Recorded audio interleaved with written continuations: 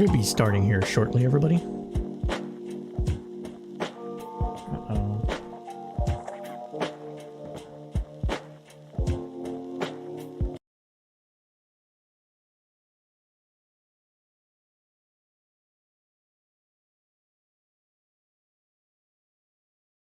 Mic check, 1, 2.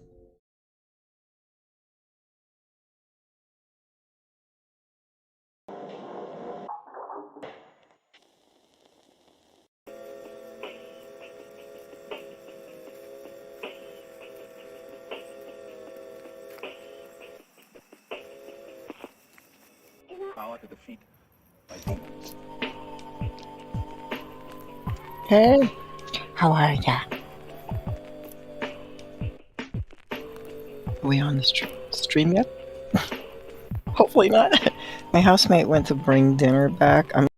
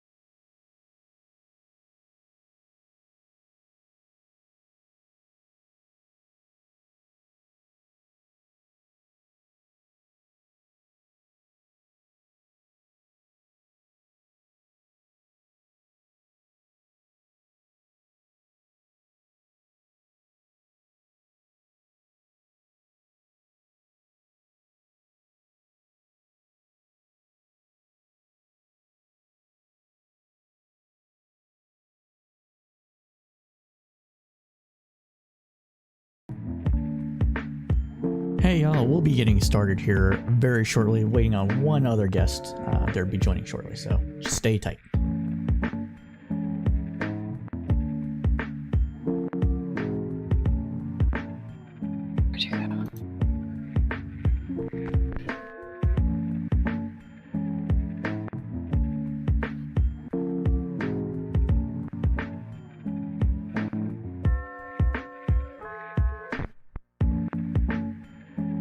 Cypher?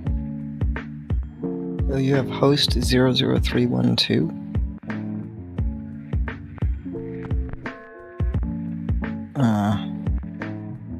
Those are the names that are part of the hate raids that everybody's banning.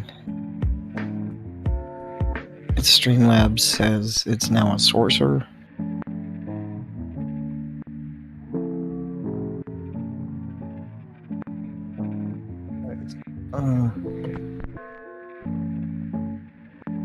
How you doing, man? I'm in no rush. Do you want me to stream this as well? I don't know if it's like an exclusive thing, or do you want me to stream it also? Okay, cool. Do you want us to co-stream it? Okay. Okay. Cool. Go ahead and...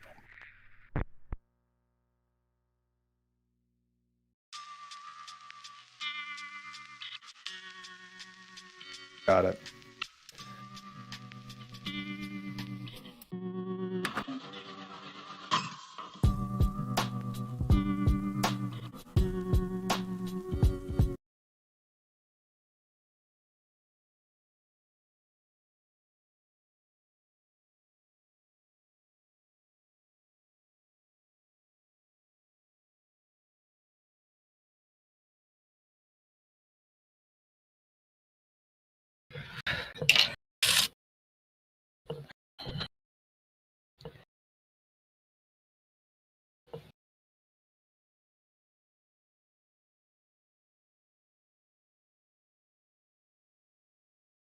What do you usually use?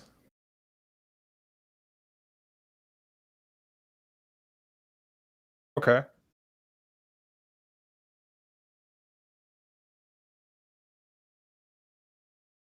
Yeah.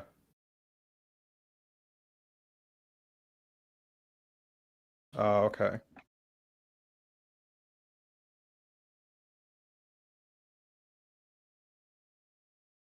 Gotcha. Okay.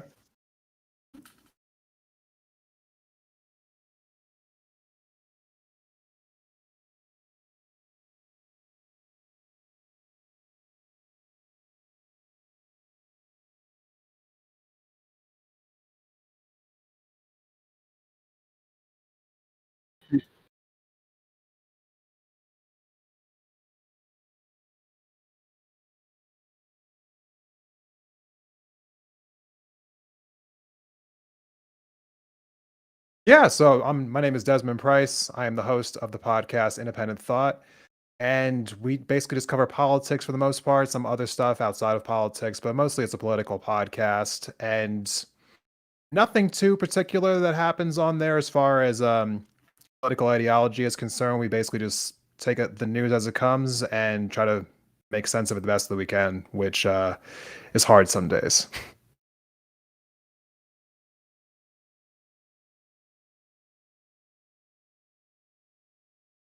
Yeah.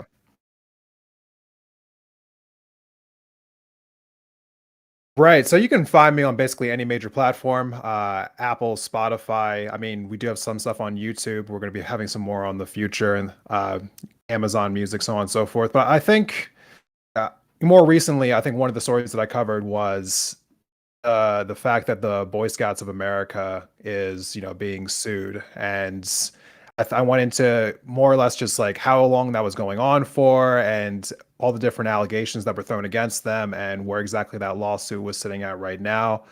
So spent some time covering that episode. Spent some time also recently covering critical race theory. The Nabisco strike is an episode that I've done recently. We did a panel episode on vaccine mandates. So we cover like a wide variety of different topics. I think earlier in the season I talked about the BS with the Senate parliamentarian, and obviously covered January 6th, covered Neuralink. So we cover a variety of different topics on the podcast. Hey. Oh. So, yeah, Universal Discourse is basically an indigenous stream, but I focus on research, civil discourse, conflict resolution, debate training, all things indigenous and quantum theory, believe it or not. And yeah, I was gone for about 2 months, which put all the weight on Cypher to do this great show. So I'm back and hoping to make some really good contributions tonight. And you can find me on Twitch at Universal Discourse. And like I asked Desmond, I will ask you, what do you say is one of your favorite programs, and where can they find can people find it at? Crowdsourced Politics. What are you talking about? And of course, the up and coming Cypher Nation. I mean, are you kidding? All right. News all day. Yeah. All right. Good stuff. How do I do that? There we go. I'm learning to use Discord and do the little fancy stuff. Sorry, guys. I do realize that I did not have audio mic because I had myself muted. My bad. So I am, again, welcome everybody to the Crowdsourced Politics News Roundup. Crowdsourced Politics is a podcast born out of funky little debate community on Facebook, turn Discord, turn Twitter. Find us everywhere where you can, because I am everywhere. We have our own Discord community. We have our own Facebook community. So if you do Facebook, do Discord, go ahead and do definitely join those things. We do this typically every Thursday at around 8 p.m. However, I was dealing with some stuff last week, so we're going to be covering 2 weeks worth of news on this program. We're going to get as many stories as we can in about 2 hours. We're going to give the kind of opinions and analysis only the crowd can provide. And with that, we are going to start with some world events. But before we get into the world events, as Universal Discourse said, we are launching a new podcast called Cypher State. Cypher State will be a foreign affairs and policy focused podcast where we will dive deep into a particular thing that is happening in the world that will have impacts on the world and the regions and America at large. Our next episode would be streamed live on this channel on September 19th at 3 p.m. Eastern Standard Time. And the topic we'll be covering is Tigray.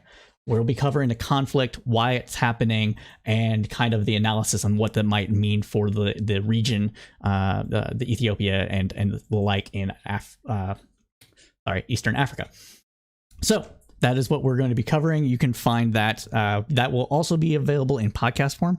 The difference between podcast form and the live stream is you won't be able to ask questions on the podcast form, but the podcast will have all the ums, us, and edited out of there to be a little more professional, because that's what podcast listeners are expecting. So we're going to go ahead and get into the world news first. So I will start off with this topic, and then I'll get your guys' opinions on it. I'll give a little brief introduction to the topic of what's going on with Afghanistan. Then we can put our little pundit hats on, and we'll go from there. So let's see here. So Afghanistan, the final evacuation flight left Afghanistan on Monday, August 30th in the late afternoon of U.S. time, 11:59 p.m. August 31st, Afghan local time. Every single U.S. service member is now out of Afghanistan, General McKenzie said. We have reached the end of the nearly 20-year mission that began shortly after September 11th, 2001. America's longest war took the lives of nearly 2,500 U.S. troops and an estimated 240,000 Afghans, and cost in the neighborhood of $2 trillion. In what was the largest airlift by any country in history, the U.S. numbers are mostly clear now. And I'll bring up these numbers, and then we can talk about what the airlift entailed. I need to go over to this. Share your screen. Go. All right. So the evacuation evacuated 124,334 people, according to General Mac Milley, chairman of the Joint Chiefs of Staff of September 1st. Now, what people that listen to this program should know is that I predicted that it would be anywhere between 50 and 120,000. That was at August 14th, based on the flights that were happening at the time and the amount of push that the Biden administration pushed for these things.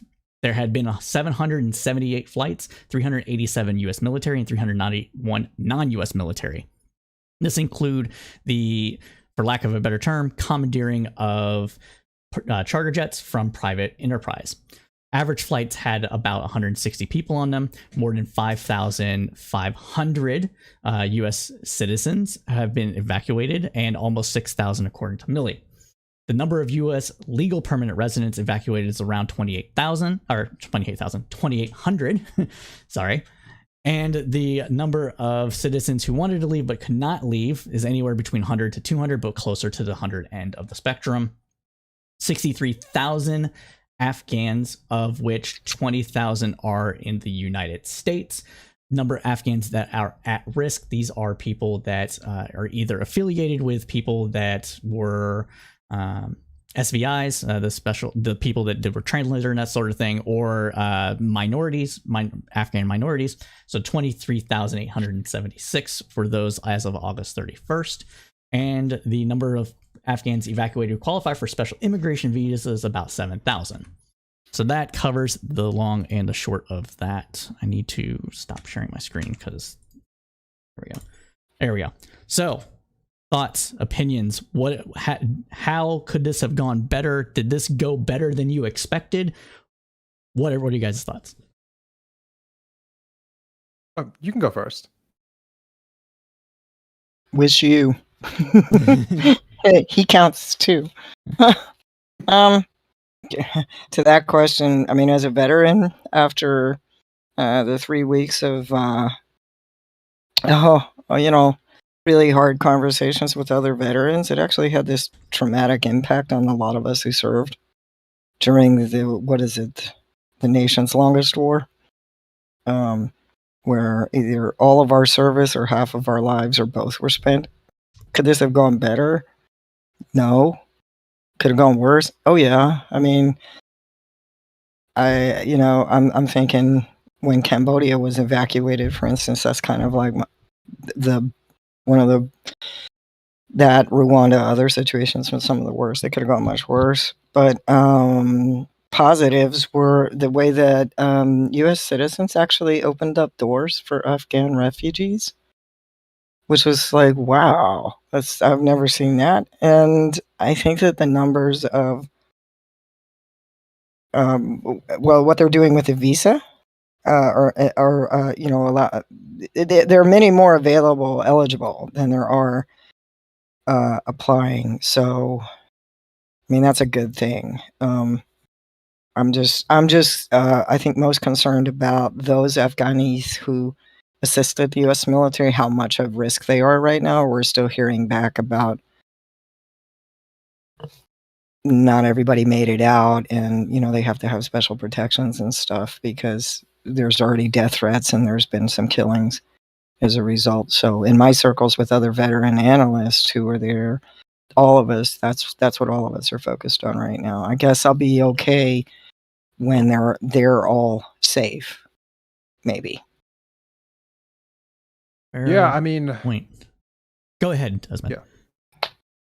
I feel like, in a utopian sense, of course it could have gone better. I mean, obviously people died during the withdrawal, so obviously you would have liked to have seen that not to have happened. So if we're asking the question, could it have gone better? Yes, it could have happened without people dying.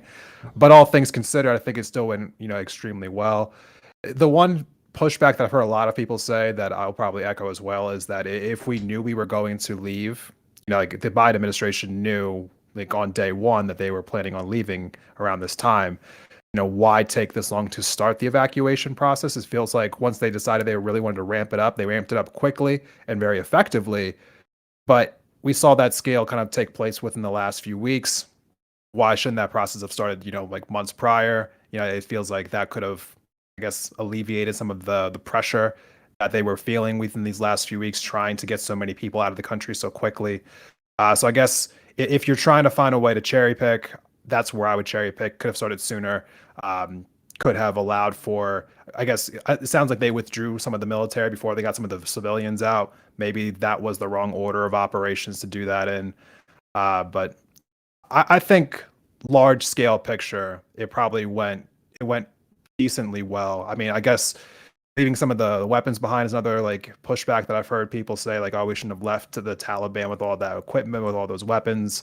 I guess, yeah, that does seem like an unfortunate side effect, but I'm not sure how much control we could have really had over that. But yeah, I think all things considered, it went decently well, given how many people we did get out of the country. For sure. And to piggyback off of that, I think that what we saw, as mentioned, it was the largest airlift in history. But what we saw was not only the U.S. military evacuating people, we also saw third-party states helping to evacuate people and that sort of thing. So I would expect as more civilian flights leave, as we get numbers in from other countries, that we'll see that number rise with the amount of people that evacuated. To the point about whether or not it was a good idea to evacuate the military first or not, it probably wasn't. The issue was, and this was the thinking that was going on at the time, was that if they said, hey, anybody that wants to come with us can come with us and we'll evacuate everybody, then that would have basically made there to be no faith in the Afghan government whatsoever. And at the time, they were hoping that the Afghan government would still have been able to fight and push back the Taliban for anywhere between 2 to 6 months. Fight to a stalemate to an extent, and then be able to garner some concessions from the Taliban and maybe create a coalition government. That turned out to be false. So if it was known that that wasn't going to be the case, then yeah, probably should have just did it from Bagram Air Force Base. But all things considered, with the amount of people that were evacuated, pretty much right on the target that I said that was going to happen, I think it went really decently. We are seeing, and this is going to be open to interpretation as well, we are seeing that the Taliban had given assurances to people, to the U.S., that they would be able to evacuate more people. And now it seems that the Taliban is not maintaining any of those assurances. So universal discourse, I know that you have journalist friends all over the world and that sort of thing. Do you know anybody in Afghanistan that's a journalist or a political pundit or an NGO worker that has had to deal with the Taliban walking back their word on this kind of issue? Oh yeah, well, I mean, all the time, but yeah, right now I have several. You have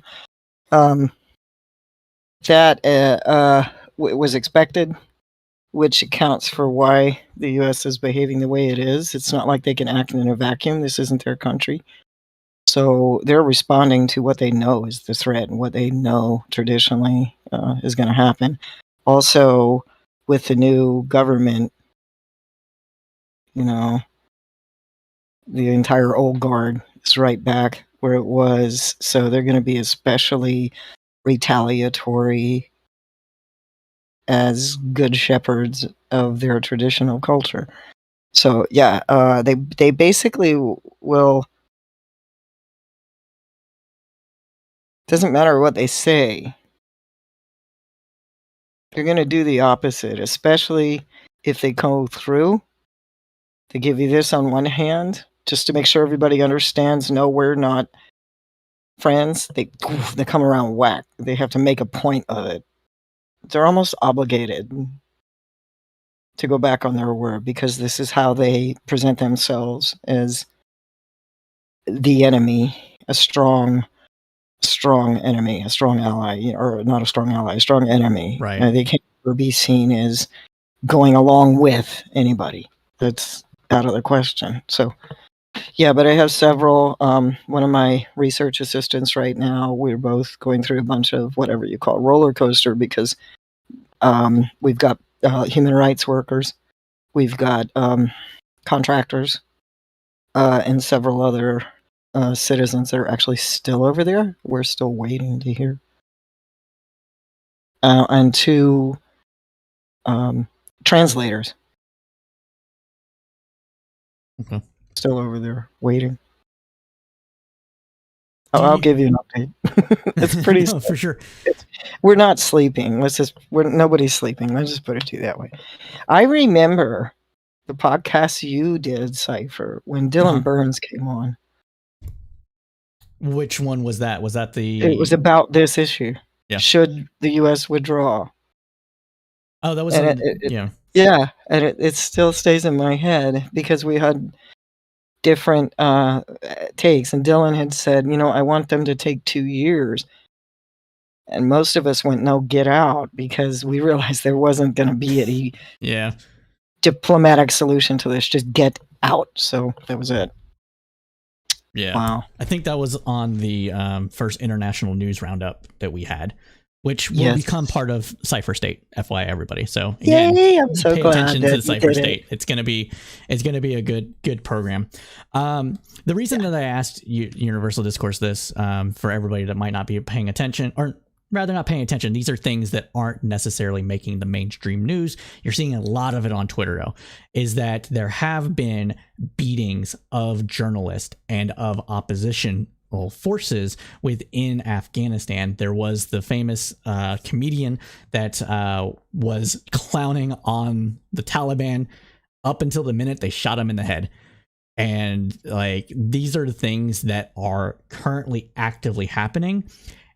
And while the Taliban is keeping its word in some effects, they're not able to maintain complete control and discipline over everybody that is part of the Taliban military force. There have been BBC journalists have been accosted.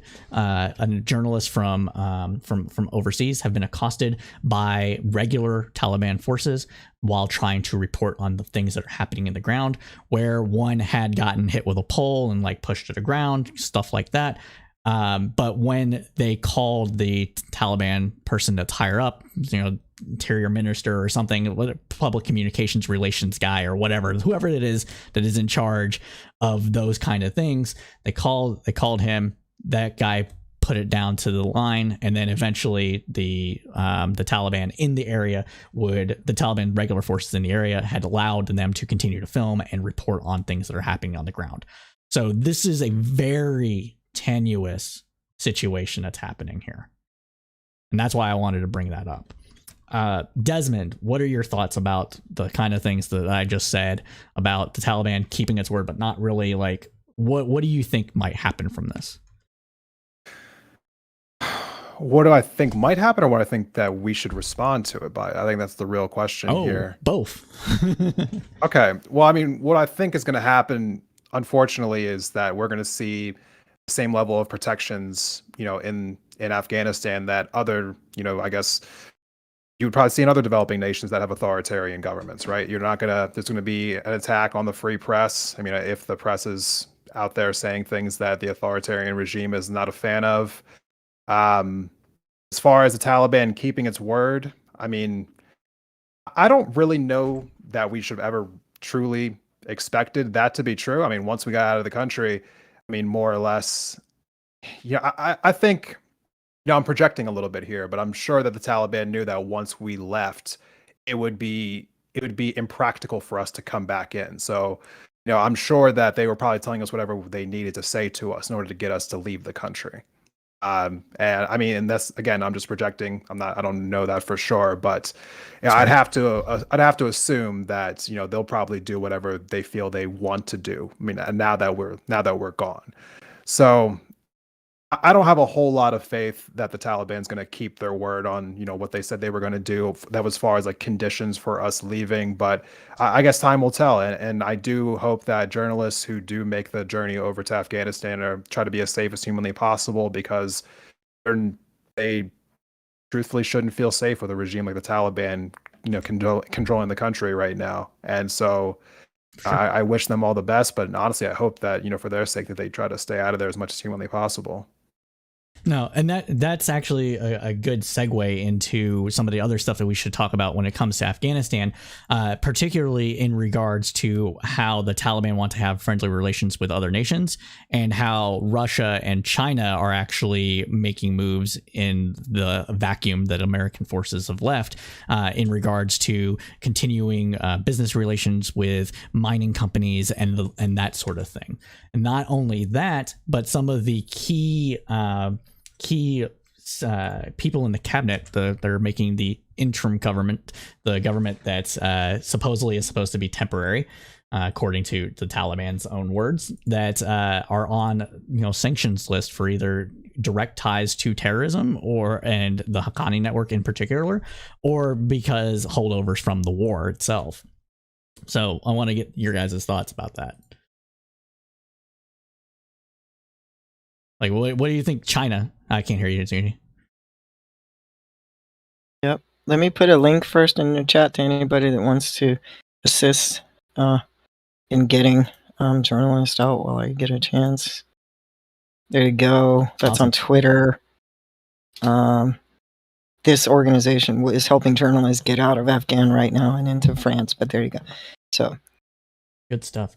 Sorry, it takes a minute. I gotta go through so many different screens. You know how Twitch is. It's twisty. Yeah. They should call it Twist instead, or Twist drives you crazy. Okay, I'll wait for him. Yeah, so what do I think about Afghanistan getting involved with China and Russia now? Yeah. I mean, it's predictable in a sense, not on Afghanistan's part, but on China's sense. I feel as though China was probably, waiting for the right moment to go ahead and just organize this deal. I mean, when they kind of announced their new Silk Road initiative that they've been putting together for years now, it was very evident that they were going into every single, like, more or less developing country that they could to try to, prop them up and give them money, give them workers to go ahead and build infrastructure. And they want to have, everything more or less leading back through to their country. So, and Russia has come out years past and said that, China is, a direct trade partner with them. So they're more or less like a package deal. It feels like with a lot of these trade agreements anymore. So am I surprised in any sense whatsoever? No. I think China's aggressively trying to expand their economic footprint across the world, and Afghanistan just now falls into another category of countries that China's trying to recruit. And so it seems like a slam dunk for China.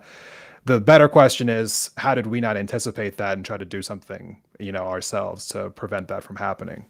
Yeah, it's very interesting that you should mention that we didn't anticipate it. I think America didn't care.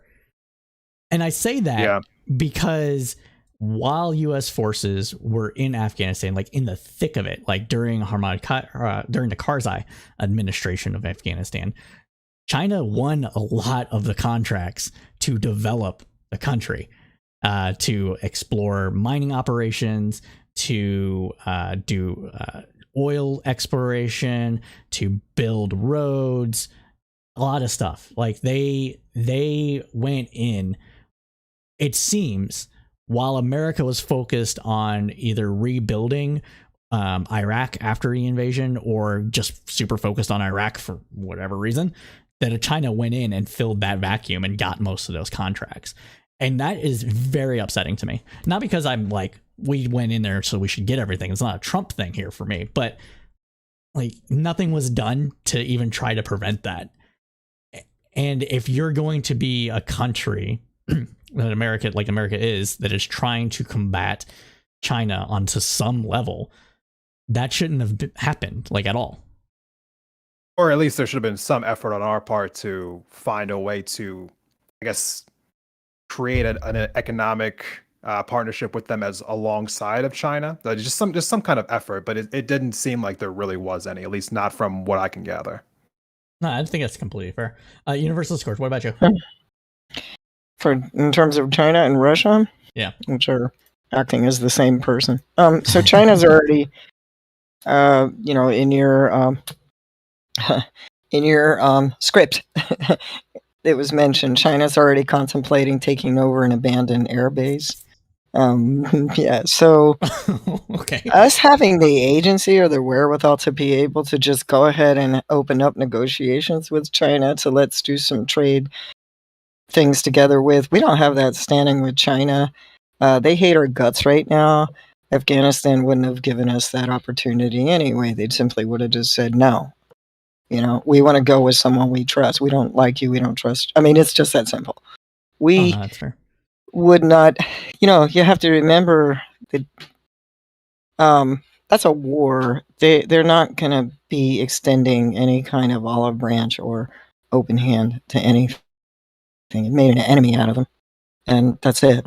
That's the end of it. Russia was the first one to say go into the corridor, and that's it. We'll launch the Cold War and hold a nuke over your head for the next 50 years. So nobody's kidding here. We don't have any agency to just let's team up and do a trade deal. We just don't. It doesn't exist. And at this point, it probably never will. And 20 years from now. So, and Distill, our one of our producers, is just pointed out that they're looking to take Bagram. So we built this huge mega Air Force base, and it might just be given over to China. Like how? Yeah, they'll take it. Fucked is that? Well, hey, that's risk. You play, stupid games, you win stupid prizes. Exactly. Yeah. You lose, man. You play, you win. You play, you lose. You play. We lost. That's it. No, for sure. I think this goes to the point that in modern times, it doesn't seem that America has the political will to follow through on jack shit when it comes to nation building. Oh, we don't. I know. We don't really nation build. That's no, not our right, thing. exactly. I mean, we just don't. It feels like nation building feels like bipartisanship in a sense. And Yeah. what I mean by that is like, Yeah. because bipartisanship is a word that's being thrown around right now, and it's really like a smokescreen as a way to keep anything from being done, right? Correct. And I feel like nation building might fall into that same category where we Correct. say that we're in a nation because we're nation building, but truthfully, the real motivation for nation building is to stay into a country as long as possible to generate as many tax dollars as possible to get defense contractors and other companies as rich as possible for as long as possible. So that's just me again projecting. Military industrial complex. Yeah, it definitely has that feel though. I'm not a real big, I've mentioned this before, I think on another conversation that I had recently, but I'm not a huge fan of Bill Maher. But a few weeks ago on his program, he had mentioned that it was worth noting that 7 of the 10 richest counties in America are all right outside of Washington, D.C. when he was referring to this war. And I think that's a fact that people should just keep repeating over and over and over again, because I think it really kind of illuminates, what we're really talking about when we talk about nation building and forever wars and being involved in these conflicts. Like there was a lot of money to be made, and a lot of money was made. No, that's very true. One update that we do have, y'all, that is a little bit of good news to do a little palate cleanser here before we move on to the next topic within world affairs, is that the flight that was waiting to leave Afghanistan, I lost it in my notes. Mariz Sharif flight has been allowed to leave Afghanistan with the 200 people on board. So they cleared around 200 people to fly. Yes, they allowed the flight to leave. So it was a flight at basically capacity. And so, yes, some good news. Thank you for the shout out. Maybe it isn't me. Appreciate you being a loyal listener to this program. Appreciate it. All right, I think we've covered Afghanistan fairly well. We did it for about 20 minutes or so. So let's go ahead and move on to another international topic, one that is a little bit closer to home, but not as close to home politically. Brazil. So Brazil, say again. Okay. Brazil, the BBC is reporting that Bolsonaro, the right-wing populist leader in Brazil, is now trailing left-wing former president Luiz Lula da Silva in the polls. Lula. Bolsonaro told evangelical leaders, quote, "I have 3 alternatives for my future: being arrested, killed, or victory. But the former military officer also said that there was no chance of prison because no man on earth will threaten me. Big man, Big DD. But his remarks come at a time of fierce tension between himself and the country's judiciary and election authorities. The 66-year-old president, who is still hoping for a second term next year, has been questioning Brazil's elections, voting systems and has threatened not to accept the results of next year's presidential election in the vein of basically, if I lose, they cheated all over again. That is the new refrain from very populist, quote unquote, right wing pundits that we have. So what is going on in Brazil? There's a lot of stuff. Brazil is not a topic that I am very intimately familiar with, but I will have debates on some of the things like Operation Car Wash and what America's role in that was. But I want to get your guys' opinion about this. This is Lula's version of Stop the Steal. He's just waiting. And the posturing, again, is very typical. It's just typical. It's what you'd actually expect. So the boasting is because he knows he could end up killed, Bolsonaro. He's not kidding. And so to be bold and to posture in public, he's going to have to show himself that way, that he's not afraid.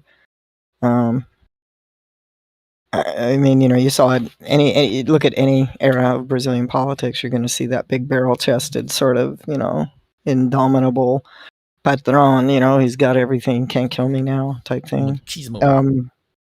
Machismo. He's got to have it. He has to have it. That's the way they do politics over there. So, but it's going to end up with, I'm predicting this is going to be Lula's Stop the Steal in case he does, whatever happens. But to have a populist again. The never-ending story. We're basically going from a right-wing populist, should the polls hold, to a left-wing one. So is Brazil just constantly going to be embattled with different levels of populism? And if so, why? Fascism. Kind of a political tradition. Of course. That's all I can say. Desmond, please go ahead. This is actually a story that I'm not super familiar with. I think when I got put on my radar just recently, I didn't spend a whole lot of time digging into it. Brazil's not a country that I'm, truthfully well informed on, but doing the little bit of looking into it that I did, I feel for the people who live in that country right now, because as we just experienced, the effects of what it can look like when, a leader says that they're not going to accept the results of an election. And that's in our country where we're a little more politically stable than some of the nations down in South America, including Brazil. I can't imagine what kind of protests, riots, things of that nature might break out if, he were to lose come the next election and then go on that rampage of saying, you'll have to force me out of here. So that seems incredibly dire. And I feel for, what kind of carnage might come from that in the country of Brazil, if that were to take place, especially, in a time right now of COVID, where people are already on edge, especially down there where, vaccination rates are pretty low. So they're still being hammered right now by COVID cases, by COVID deaths, hospitalizations. So you take a country that's already exasperated by a pandemic and you add political strife on top of it. It's a nasty, combination. And I really hope that somehow that isn't ultimately what happens during their next election, because no country needs that, especially a country that's struggling like that. For sure. No, and that is a very good point. Brazil is extremely poor. It's very resource rich, but as far as development and the amount of inequality that exists and how many people live on the fringes of society within Brazil, it's still very much a developing nation because of how imbalanced it is. Now, the Rio de Janeiro, you see it in Rio de Janeiro, it's literally the tale of two cities in Rio de Janeiro. Right. You have the I don't remember the name. It's like the favelas. Is it the favelas? Am I saying that? Okay. So the favelas are where you have a lot of the poor people are living on the outskirts in kind of ramshacked housing. And then you have these giant skyscrapers of like the kind of penthouses that you would see in New York City. So that is very much a true statement about that. Not only that, I'll say it this way. Trump wishes he had the military loyalty that Bolsonaro actually has. And that is very concerning to me because Bolsonaro has a lot of backing from the military, being a very beloved general of the military. There are still elements of the military that pine for the last military dictatorship. And these elements very much back Bolsonaro in everything. So it could potentially pop off, but it depends on as everything else, what kind of deals are made in the background. And that is what I am going to look to in the coming weeks to see if we can figure out what kind of deals may or may not be made.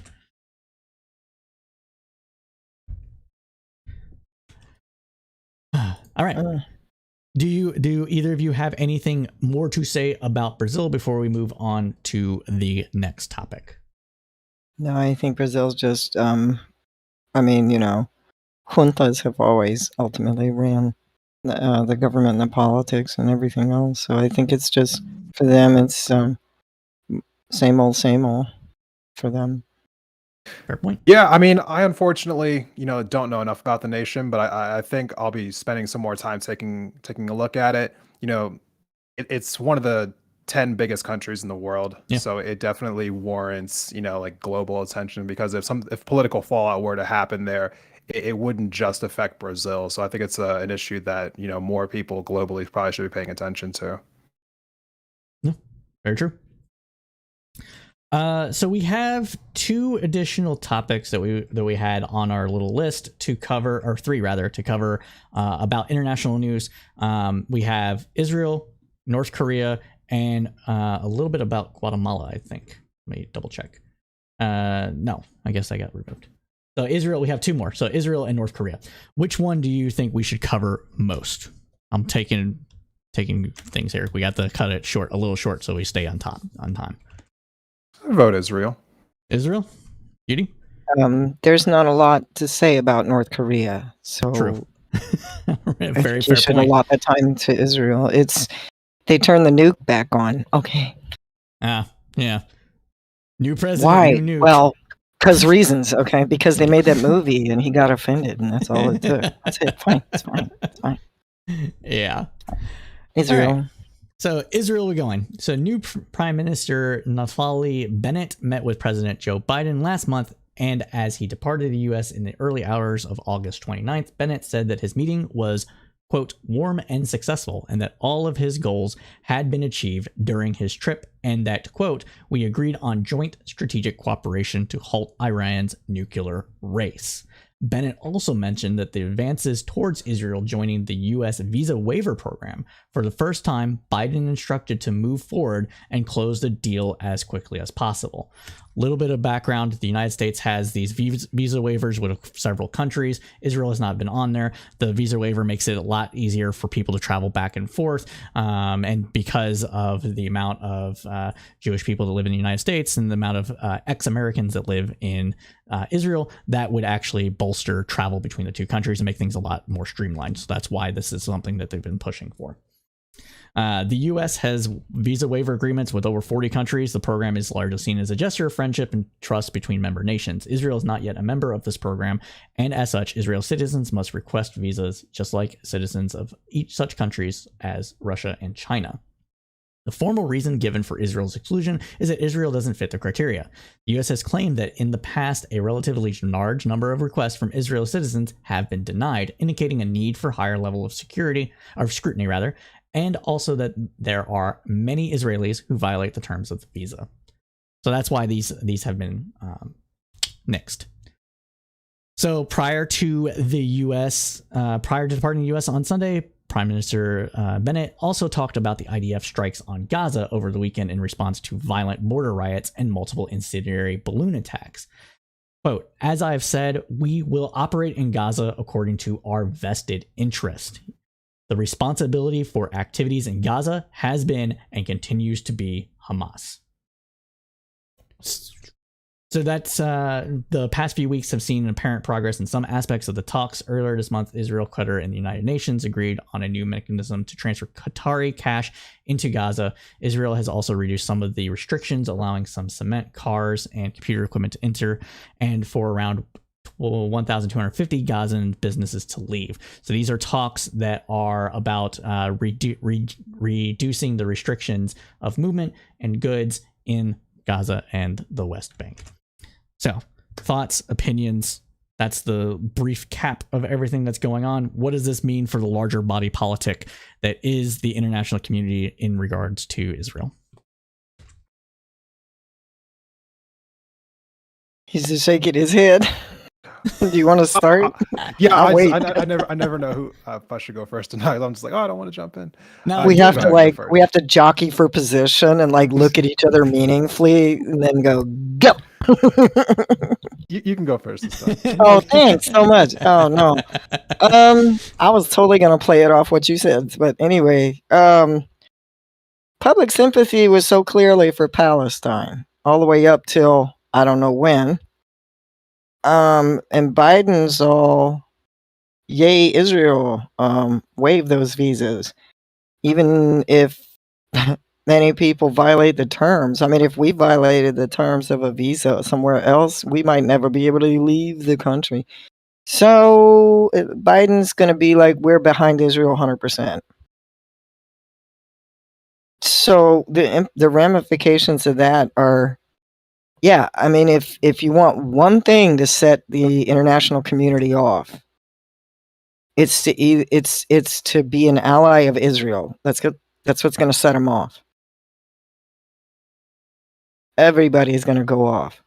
So when you make a statement like that of solidarity or alliance, it's going to be repercussions for actually forever, but definitely for as long as that alliance is in play, because then everybody else who's, I guess, oppositional, they're going to want to know what kind of enemy have they just acquired.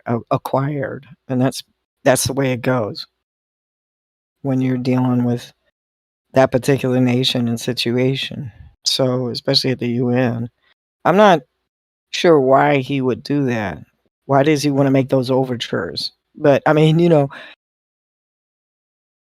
we pulled out of Afghanistan, and Israel makes a great position. It always has been a strategic location. This makes a good ally right now. And I'm like, but could we be just a little more transparent about the reasons?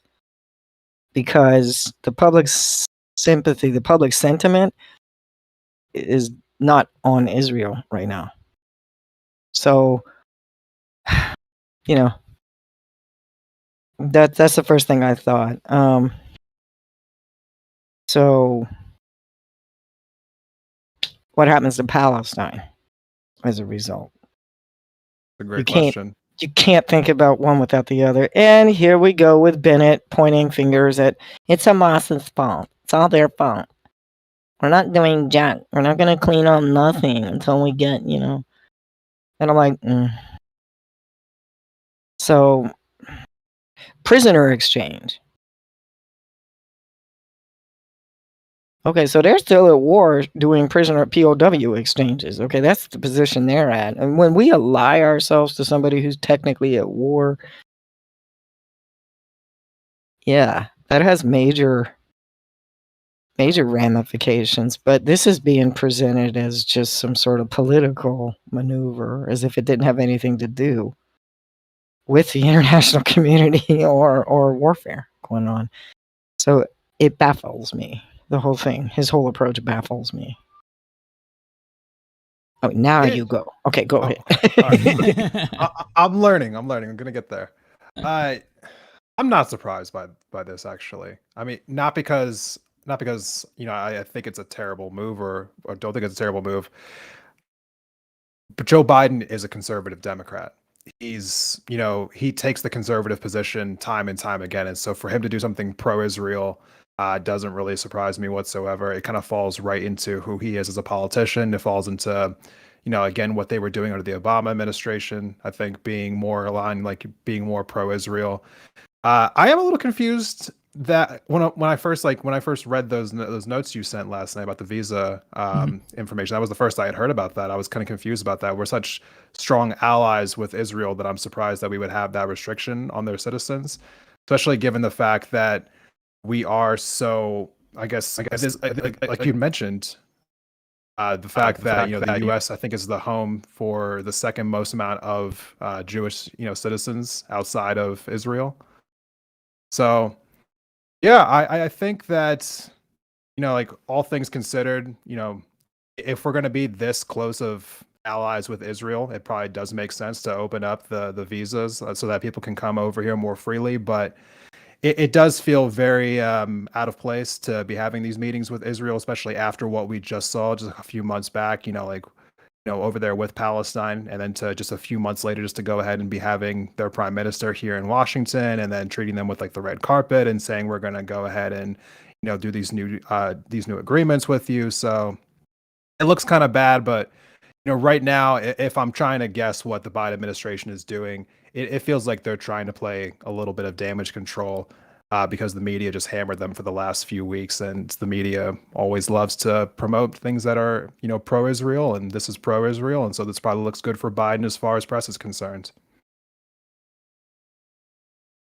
I think that's a very fair point about how we see the media promoting anything that's sensational and anything that is either more hawkish on the foreign policy side, as we saw with the pullout of Afghanistan.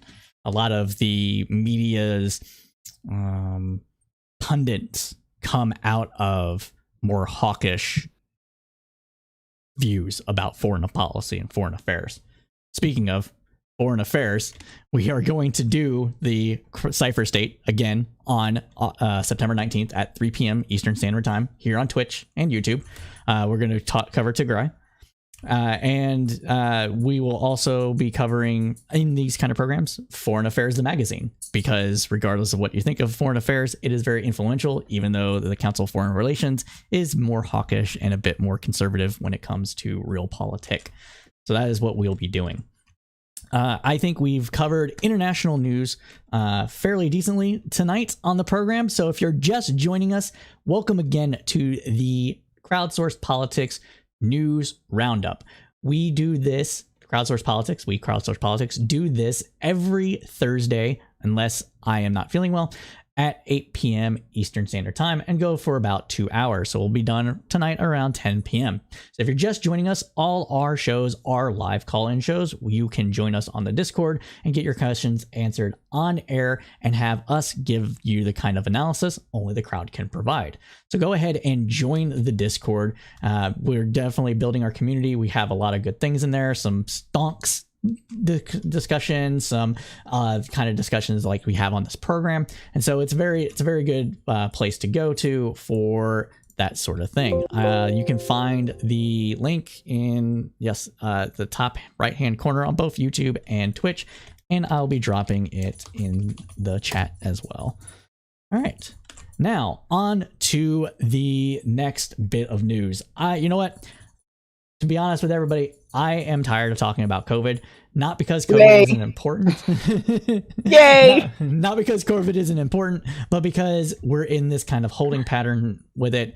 People need to get vaccinated, and Biden is pushing for people to get vaccinated, looking and see what the Department of Labor can do in order to encourage businesses that want to stay open to require their employees to get vaccinated. But that's really the only big bit of news that has come out in the last 2 weeks in COVID, with some smatterings here and there about, different people saying like, don't mask, don't get vaccinated. The same old bullshit that's been going on for the last 4 or 5 months. We're stuck until more than 1,000 people are dying a day, and then vaccination rates will skyrocket because people get afraid. So that's where we are. So before getting into the kind of stuff that that we do, we are going to do some news of the weird. 1 second, I gotta get my dogs. Let me do my COVID spot that I had prepared when he gets back. Oh, he's got doggies in there with him. Yeah. Oh, he's got a green screen. I didn't even know that was a green screen. I'm over here trying to do this. My cat crawls up in the window and starts hissing at the dogs outside. I'm over here with my little, whatever, just whack, trying to whack him. I'm like, Dad, I'm on screen, Dad, get down. Man. Oh, never mind, man. Then he comes down and he runs across me. I was like, yeah, here we go. So professional. I had a COVID spot prepared though. COVID, the new weather channel. You can get your daily forecast at any of dozens of contradictory stations anytime, night or day. That's a good joke. Yeah, it's going to be get your forecast. It's the meme of the decade. But I do want to say this new issue that has to do, especially on Twitch. There are many people, including I am one, who cannot receive vaccinations. There is a Twitch streamer who's decided that at his level of study that he is the expert. And if you come in and try to ask him about it, what he does know, he will ban you and then follow you around to any stream you go to and ban you. So I would like to have your audience remember to access, it's the Yale site on what to do if you cannot receive a vaccination. There are two classes of people. There are 3 classes of people who can't receive these. 2 of them can inquire into their physicians first. There's one that simply cannot. My big concern is those of us who are in the we can't get it class are wondering whether we'll be able to go to work or travel, especially if you're like me and you work internationally. So that's the issue that I'm going to be focused on. But we do have one person on Twitch who has decided that those classifications don't matter, that you should never ask your doctor. If you hear about somebody streaming that, okay, that is disinformation. Please, respond to that. It's bad enough as it is. We don't need anybody up here making more trouble. That was my COVID spot. Harassment of all kind is just gross. It's not that. It's actual disinformation. Yeah. Actual wrong. I wanted to add a piece of information in here that just dropped today that I saw. It looks like The Hill is reporting that President Biden is going to announce a new rule. I think it's supposed to be today. I did not see it, but this is The Hill's article saying that they are going to require all private employers with 100 or more employees to mandate vaccines or provide weekly testing. Yes, that's the Department of Labor thing I was discussing. Oh, thanks for the follow. Wait, what? iMythology. iMythology. Okay, I couldn't read it because the blue didn't show up very well in that one. Thank you, iMythology, for the follow. Appreciate it. It's blue eye mythology. But yeah, the Department of Labor is looking into that and whether or not it can actually legally do it. I expect this to be challenged if the ruling did come out in the last few hours or so. So stay tuned for that. But I would challenge that. Yeah. I would challenge that for sure because that's close to Roe v. Wade and private property and personal property. Also, the vaccine does not stop you from contracting it at all. I was surprised to see them issue that order because I didn't think they had the authority to do something like that. And I was wondering because if they did, why now and why not before? Doesn't that segue perfectly into this debacle that the SCOTUS is making out of the judicial system?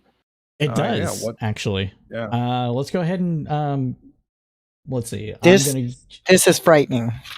It is. So SCOTUS. There we go. Case updates. Trump's picks. It was a matter of time. That's all that has to be said. Guess why they were appointed.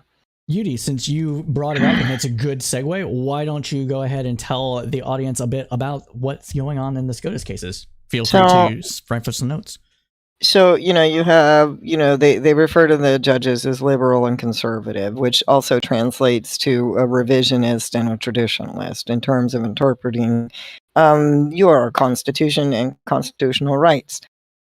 So with the picks that Trump put in, immediately their impact and their presence.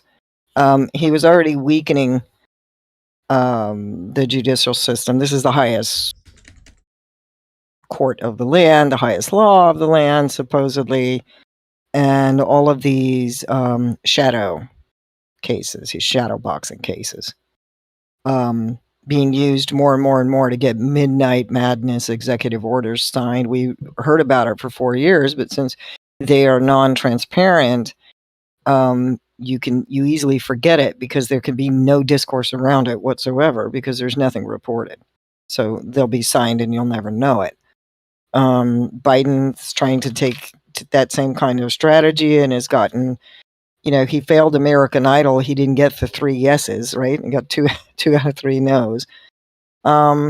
So just the fact that this is exactly what you're going to expect. They've made it bipartisan, which is exactly the antithesis of what the Supreme Court is supposed to be. And so that guy's job was to get in here and undo every single institution, to weaken it at its foundations. And so the Supreme Court is the last one. That was that little fucker's parting gift. So my question is, how do you challenge and hold accountable the highest law in the land? How do you do that? Those guys sit until they're deceased. You got sitting deceased judge where the seat's vacated. How do you challenge and hold accountable the highest law in the land? We have a super legislature. That's what they call it in the judiciary. Super legislature, right? Yeah. How do we do that? Well, not effectively. I mean, the legislative branch, the legislative branch can technically check the judicial branch, but I mean, are you ever going to see the Senate, for instance, come to that much of a supermajority on any issue ever? I mean, truthfully speaking, not with how bifurcated we are right now. No. So I truthfully don't know. I mean, there's so many different issues here that come up. I think I was just talking about this on the panel that I just did a couple days ago on my podcast. And we were talking about like, how do you address the issue with the Supreme Court? I mean, is the answer to like pack the court? Is the answer to try to establish term limits? I mean, both of those things seem, well, one's a lot more doable than the other, but I don't really know if we're going to be able to solve either issue, or if you're going to be able to solve the issue with the Supreme Court with either way. I'm not sure what we can do with the Supreme Court's rulings recently, and I'm kind of a little unnerved by what they did. Not blocking that legislation in Texas. Expect it to get much worse. The whole reveal. I mean, it's already there. But basically, if somebody doesn't do something now, the court does operate on precedent. Somebody needs to establish a precedent, and it has to happen now. Right. I remember researching Amy Coney Barrett right before she got took the bench last year, and she had talked. I looked at some like conversations she had given I think down in Jacksonville. This was years prior, and she was talking about what she thought the role of the Supreme Court was. And she had mentioned that if she were to ever preside on the bench, that she saw herself as being conservative in the sense that she would lean more towards precedent, and that she would probably not try to overturn, too many rulings that had been long established. And so I was kind of surprised that she ruled the way that she did, just a few days ago. But yeah, when this case in Mississippi goes up to the Supreme Court next year, I think we're gonna have a pretty definitive answer for what we're gonna be seeing with this legislation going forward, and what we can expect for years to come, honestly. Yeah, I think we already have a pretty good example. I mean, it's like expecting the Taliban not to backpedal. It is a little curious, though, that they didn't rule it like constitutional or unconstitutional. They just use this. What was that called? The shadow court, the shadow docket. Is that what it's called? Shadow So- court, yeah, shadow docket. Yeah. Yeah, essentially what they did, they decided to not issue an emergency stay on the order, and the reasoning was that no one has been sued yet, ergo we can't really do anything. Was the conservative side of the House's reasoning for it, with Roberts dissenting on that. Roberts saying this is such a weird ass law that like it shouldn't be allowed to even exist, right? You're empowering. Yeah. He said something around the lines of, actually, let me go ahead. I can read. Yeah, suing somebody who's aiding or abetting an abortion clinic or abortion doctor or somebody having an abortion. So they're over there taking pictures of right now. Yeah, trying to do that. I mean, and who then even writes laws like this? Well, the Texas. reporting website was crashed by the pro-choice people. They crashed it. They brigaded it, and they sort of, they crashed it. It feels like the kind of law where you get into a room and you're just like, I wonder what we can get away with. So let's just try this. That's literally what happened. So that's literally exactly. This is, what is it? Throw it to the wall to see if it sticks? Yeah, spaghetti. That's how I program sometimes. Just throw everything at it and see what sticks. Or monkey poo. Either way. But so Chief Justice Roberts said, and this is quote, "The statutory scheme before the court is not only unusual but unprecedented. The legislature has imposed a prohibition on abortions after roughly 6 weeks, and then essentially delegated enforcement of that prohibition to the populace at large. The desired consequence appears to be to insulate the state from responsibility for implementing and enforcing the regulatory regime." So for anybody that doesn't know exactly what's going on with the Texas abortion bill, I'm in Texas. I know a little thing or two about it, so I'll give a little recap. Essentially, what it does is it gives, as been stated, just want to make sure everybody's aware, and it was clear, it allows anybody that potentially witnesses an abortion that happened after 6 weeks to sue anybody that helped that woman get an abortion. So that, but not the woman themselves. So it punishes the people that perform it, and it doesn't do anything to the woman. It could potentially punish the Lyft driver that took them to the hospital or the person that gave them a ride. It could, but it will, and it's designed to punish the providers and anybody associated with that provider at large. Now, it doesn't ensure that the person gets $10,000. It's not that the state is awarding $10,000. For some reason, people were thinking that the state was awarding this money. It's not the case. Of course they did. It's Texas. They wanted a bounty, right? So the state isn't awarding this money. It's supposed to come from the provider or from whoever is being sued. The entire design of this law isn't to actually find people guilty of the charge of aborting a fetus after 6 weeks. It is to drain the coffers and tie this up in legal matters for months, if not years, until the providers can no longer afford to cover the expense. That is what this law is designed to do. It isn't actually designed to actually find anybody what is that? My words. You get what I'm saying, though. Guilty. Well, guilty. Yeah. So we'll just say guilty. But anybody guilty of actually violating the law, it is designed to just drain every single penny that they can out of people. So that's what's going on here. That's a tactic now. It's we won't file charges. Don't worry about that. No, we'll sue you. Yeah. In a capitalist society, that will kill you. Yep. Okay. And it's better that you be left alive to make money that they can continue to drain. But they're using that tactic in all cases, all over the country. These kind of ridiculous, trumped up, over the hyperbolic civil suits for any purpose. They're like multi-purpose, we'll just sue you.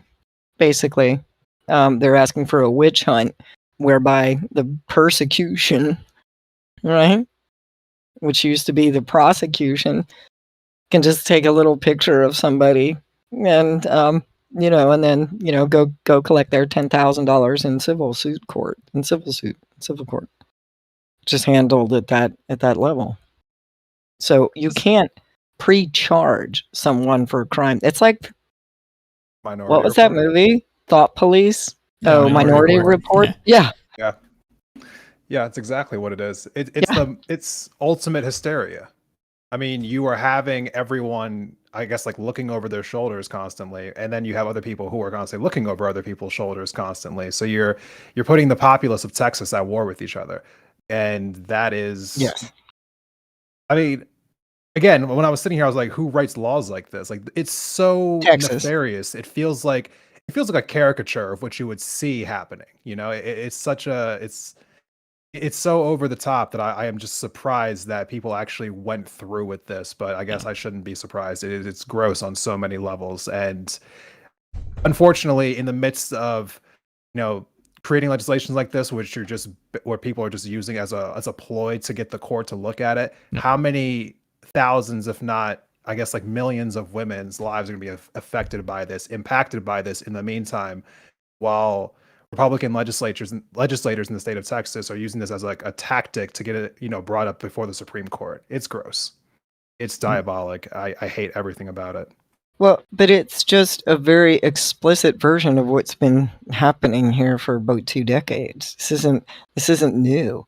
This isn't new poo flinging. I mean, this was happening for 20 years. All right. Now it's just in explicit defiance, not only of, as he said, this thing is so absurd as to be, what did he say? It stretches the imagination to a limit breaking point to even get your head around it, is what they were saying. I cannot get my head around how this bill even existed in the first place. So, and then it's just blatant. This is that whole movement, that whole conservative movement, appointing their people, infiltrating. They're everywhere now, right? So they won, all right? They got their asses up into positions of power, and you're screwed. You better get used to it unless you get up and do something better than pointing fingers and calling names. Because they're not going to let go. This isn't a phase. This is what they've been wanting since the Civil Rights Act. This is the Dixiecrats. For sure. No, this is everything that you just said. 60 years. 60 years. Yeah. Longer than any of us have ever even been alive. Yeah. It's the other Cold War. Yeah, go ahead. I'm sure some people are listening to us talk about this on the program and thinking, oh, that's just conspiracy nonsense. It's not. It really isn't. The people, the reason why this law was crafted in the way it was is because activists go to law school in order to study the law to craft legislation that will get around the law. Activists join organizations and think tanks and study things in order to figure out and to propagate an ideological lens. That's why you have, so this is a good example. I think it's Thornton, John, hold on. John, I think it's John Thornton. Yeah, John Thornton Austin. Wait, is that the... No, never mind. Wrong person. Nix that. Sorry, wrong person.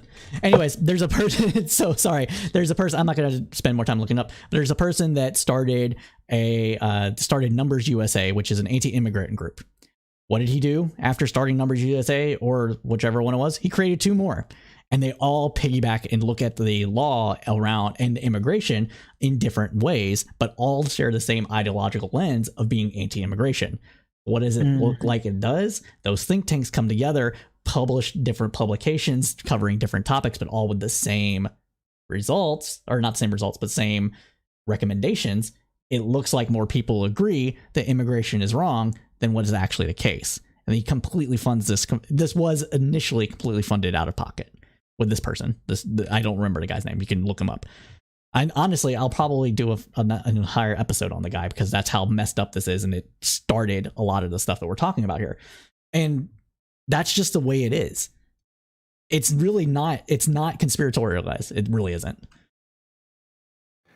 I always wonder if there's a small hint of conspiracy, in the sense that I wonder if people who craft legislation like this aren't doing it because they actually truly believe in these things, but they're doing it because they think it'll be good for them legislatively. Like, I wonder if one of the motivations for Abbott passing this law is that he's running into a contentious governor's race next year in Texas, and he thinks that this will play well with the base, and maybe that's the reason for enacting it in the first place.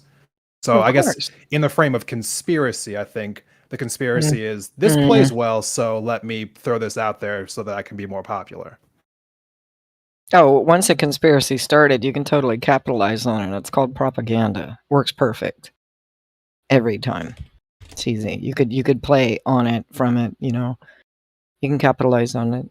But that there are agendas in what's supposed to be unbiased lawmakers, or it feels like it's once a actually month now. judges. Yeah, they're kind of they're sort of they rise and fall with the moon is what's going on.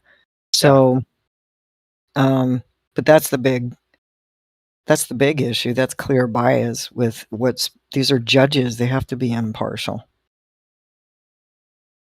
Oh, I knew something was wrong the minute they revisited the First Amendment case. I went, that's it. They're going to do that. They opened up a New York Times First Amendment case and revisited it. And we need to rethink our position. Oh, good. Yeah. They started with the First Amendment. Why don't you do something with the Second, the Third, the Fourth? What else? So I went, oh, no. And when they decided that it was time to do that, I thought that's rather convenient. That's coincidental. You sat there, twiddled your thumbs for a month, and then let's open up the casebook, shall we? First Amendment, let's start there. Boom. And now this. Every major landmark, cultural, social, decision. Those groundbreaking precedents. They went after every one of them. That's not a coincidence. So what you have to do is they hang there. And so when you want to file and you want to reference that decision, right, you have to throw something up there to ring that bell so that decision is pulled down and the judges have to open it and take a look at it because that decision was precedent. So you force them to revisit it. But when they choose for no reason whatsoever to go after previous First Amendment unanimous decisions, you have yourself a mole. It's going to just gnaw away. Okay, till the only thing's left is that fucking Second Amendment, which doesn't even need to be there because people disregard the legality or criminality of guns anyway, so who gives an F? That thing is just on a paper. So that's essentially what they're going to do. They still haven't revoked the fact that prisoners that prisoners are slaves. They haven't changed that language. So it's gonna get worse, and they're just gonna be glib and quietly at midnight with no briefing. And you'll never know. They will change they can change the whole country in the whole 4 years coming with these shadow dockets. They can literally change your whole everything your parents and your grandparents grew up, the entire texture of the nation. So it's true. That's a lot more scary than that guy's nuke. Because he can't mount the nuke. Right. These guys are actually getting things their way. So call it a conspiracy, but the people whom that thing benefits are the ones who call that a conspiracy naturally. So maybe there's an island off the coast of South Carolina that's up for sale. I don't know. I don't want to be doomer, but I don't want to spend the rest of my life dealing with this crap. Are you kidding? I'm indigenous. We have enough problems. You know what I'm saying? Yeah. Anyway. It is important to note that a lot of social mores do tend to be downstream of legality. The biggest one in our lifetime is the acceptance of gay marriage. It was like a light switch. Once the Supreme Court said it was okay, it went from around 40% support to gay marriage to around 70% of support for gay marriage. So it does send a giant signal to people what is and is not okay. Speaking of what is and is not okay, we should probably cover the eviction moratorium from the Supreme Court as well. So the eviction, for people that may not know, the eviction moratorium was set to expire due to the limits of the CDC's powers to enforce a moratorium on evictions. And prior to being re-established by the CDC, Justice Kavanaugh had said that, we'll let it slide this time because, pandemic, whatever, but it needs to come from Congress the next time. And so Biden couldn't get Congress to do it because Congress is split 50-50 in the Senate, which means anything that requires more than 50 votes isn't making it through. And that's basically everything that, policy wise, other outside of budget. And therefore he extended it after some pressure, and the Supreme Court has nixed it. Now, Of course. I want to talk about this because honestly, the president shouldn't have that kind of power. Like, it shouldn't have the power to be able to just come in and just say, hey, entire economy, fuck you. Right. So I personally, while I am in favor of the eviction moratorium, I do think it's something that should have come from Congress. And so the courts overturning the moratorium is not great, but it wasn't great anyways.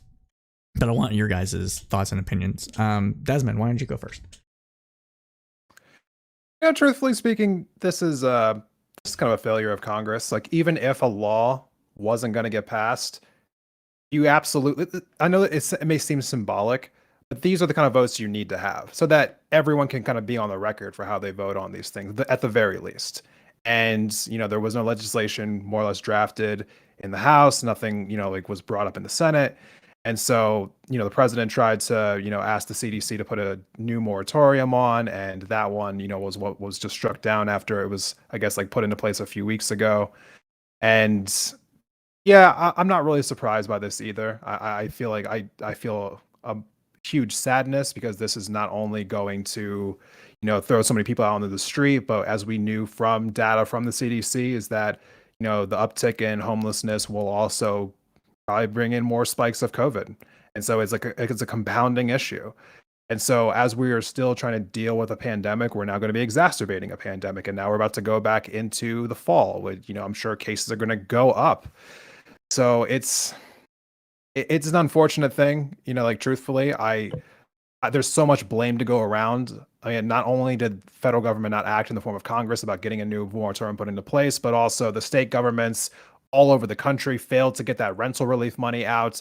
There were so many states that had money thrown at them, and they just, for whatever reason, it's probably a state by state issue, they were unable or unwilling to get that money into the hands of the people who needed it the most.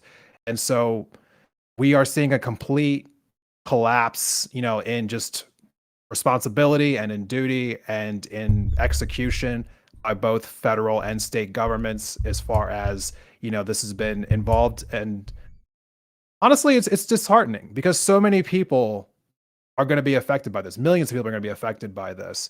And how many people are affected where they were, they had no other choice but to stay home, and then they weren't able to work for months on end, and then rent just stacked up and stacked up and stacked up. And then even if you go back to work a few months ago and you're paying that off, you're still paying off mounds of debt. And one of the key talking points that we saw in the 2020 primary election was how many of those Democratic politicians kept saying the same thing over and over again, where so many people in America were like one $400 bill away from being essentially bankrupt. And so you take that knowledge and then add it on to what I just talked about as far as people having so much back rent piled up. Of course, people are going to be underwater right now. It's overall just a fundamental failure of our governments, and they should be ashamed of themselves, truthfully, on so many levels. Yeah, because it defies common sense. That's another one you can't get your head around. So as we call it, the moratorium, right? I mean, I had to relocate, same thing, COVID, lost my program, et cetera, et cetera, et cetera. Ended up, had to go over here, to stay here, to do this, to do that. Finally get somewhere, take a walk around the block, right? You know how you do, where you try to figure things out. Get the vibe.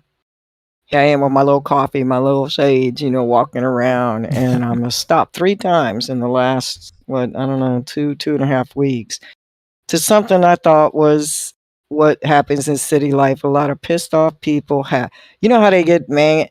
They get mad in the middle of the street. All their business is all out in the middle of the street. You know what I mean? Her sister and her auntie and his brothers, and they're all fighting. You know how you do?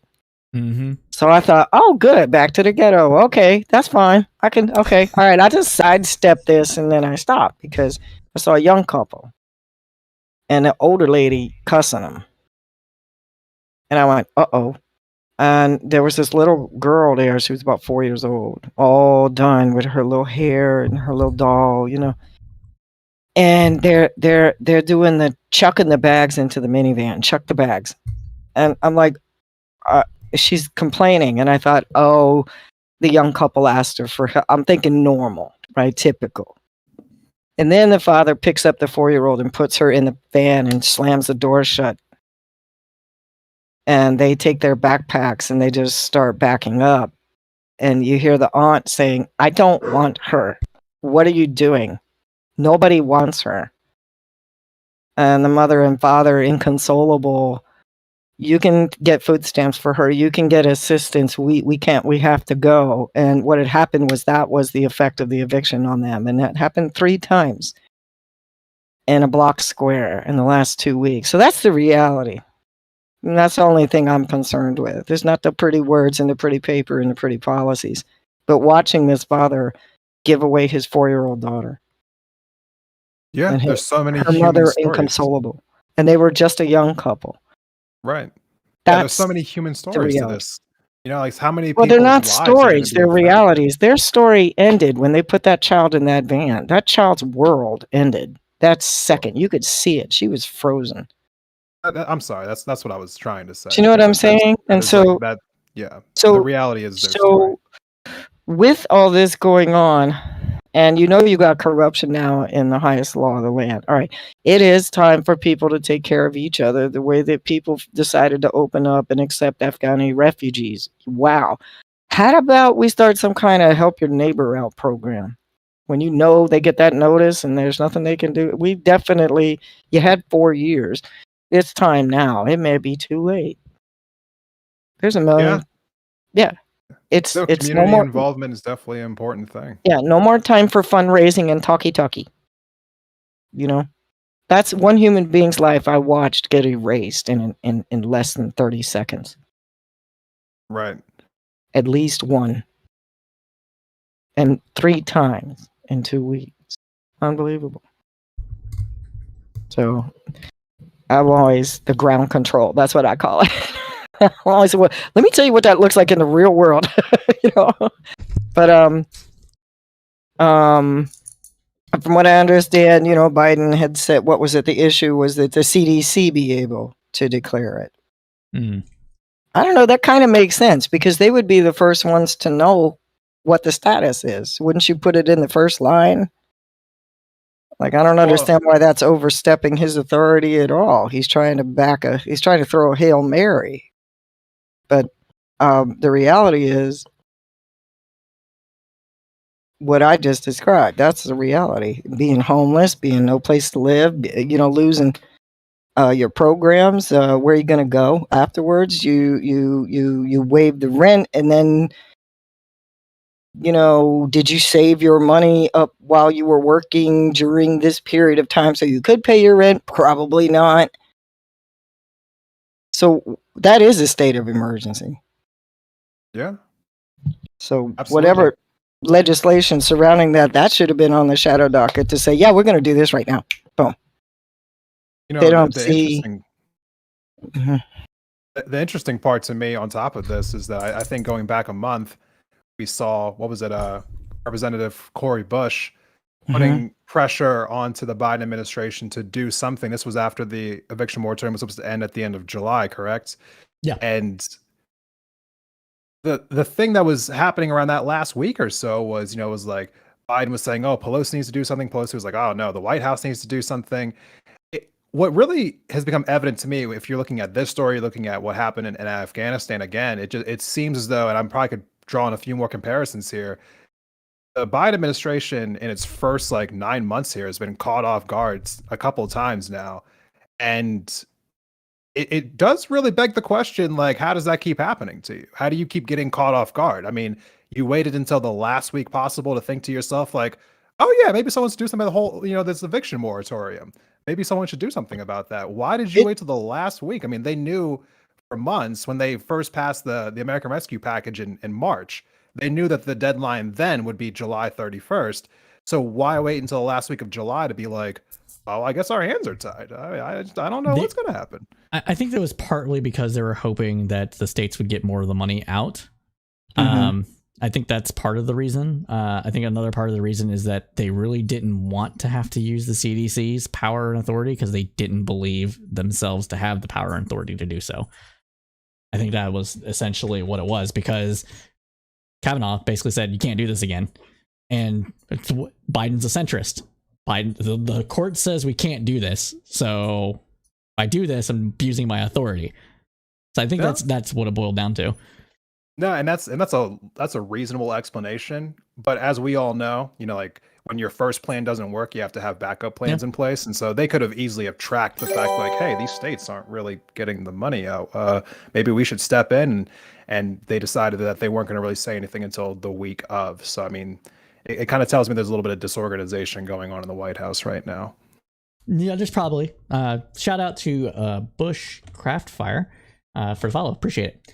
I think that's a fair point. One of the other things, and this isn't putting blame on anybody, it's just some explanations, is that the Biden administration didn't get the normal 3 to 4 months of handoff that would happen with a new presidency.